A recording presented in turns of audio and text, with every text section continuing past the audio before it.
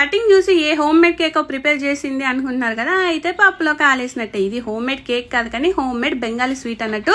నోట్లో వేసుకుంటే కరిగిపోతుంది, జ్యూసీగా అంత టేస్టీగా ఉంటుంది. ఇంతకీ దేంతో చేశానో తెలుసా? పెరుగుతో. చాలా బాగుంటుంది అన్నట్టు. దీనికోసం నేను అక్షయకల్ప ఆర్గానిక్లో నుంచి పెరుగు ఆర్డర్ చేశాను.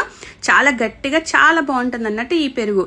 ఒక మఫ్లింగ్ క్లాత్ తీసుకొని ఈ పెరుగంతా అందులో వేసేసుకొని మంచిగా మూట కట్టేసి దానిపైన బరువు పెట్టేశారంటే వాటర్ అంతా వడిపోచిపోయి మంచిగా పన్నీరు జున్నులాగా తయారవుతుంది. నెక్స్ట్ డేకి కొంచెం మిక్సీ జార్లో బెల్లం తీసుకోండి. దీనికోసం నేను అక్షయకల్ప పాలు ఆర్డర్ చేశాను. పాలు కూడా చిక్కగా చాలా బాగుంటాయి. ఇది ఒక్కసారి మిక్సీ పట్టేసుకోండి. ఇప్పుడు చూసారా పెరుగు ఎంత బాగా అయిందో, జున్ను గట్టిగా పన్నీర్ లాగా ఉంది కదా.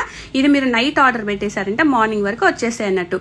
ఇప్పుడు ఒక మామిడిపండు ముక్కల్ని కూడా అందులో వేసేసి కొంచెం పాల పొడి వేసి మళ్ళీ మిక్సీ పట్టేసుకొని ఇప్పుడు ఒక కేక్ బౌల్ తీసుకొని దాంట్లో కొంచెం నెయ్యి అప్లై చేసేసి ఈ మిశ్రమాన్ని మొత్తం దాంట్లో పోసేసి స్టీమ్ కూడా పెట్టేసుకోవటము. ఇంకంతే 5-10 నిమిషాల్లో ఉడికిపోతుంది. ఇలా ముక్కలు కట్ చేసుకొని పైన డ్రై ఫ్రూట్స్ వేసేసుకొని ఫ్రిడ్జ్లో పెట్టుకొని తిన్నారంటే జ్యూసీ బెంగాలీ స్వీట్ రెడీ.